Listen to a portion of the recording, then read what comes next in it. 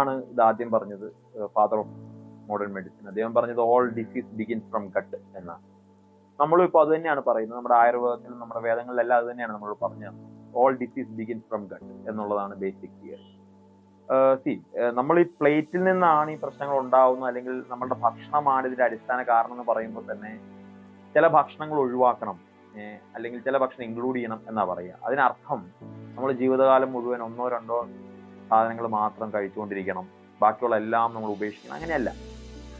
വേണ്ടത് വേണ്ടതുപോലെ കഴിക്കുക, വേണ്ടാത്തത് വേണ്ട രീതിയിൽ അവോയ്ഡ് ചെയ്യുക എന്നുള്ളതാണ് ബേസിക് കൺസെപ്റ്റ്. നമ്മുടെ കേരള സദ്യ ഉൾപ്പെടെ അതിനുള്ള ഉദാഹരണങ്ങളാണ്.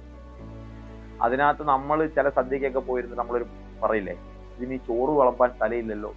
ശരിക്കും ചോറ് വിളമ്പാൻ അവർ ആ മിതമായ സ്ഥലം ആക്കിയതാണ്. കാരണം വളരെ നമ്മൾ കുറച്ച് കഴിക്കേണ്ട ആഹാരങ്ങൾ വളരെ കുറച്ച് വിളമ്പുകയും കൂടുതൽ കഴിക്കേണ്ട അവിയൽ പോലുള്ള കാര്യങ്ങൾ കൂടുതൽ തരികയും, ഇതെല്ലാം കഴിഞ്ഞ് ചോറ് വളരെ കുറച്ച് കഴിച്ചാൽ മതി.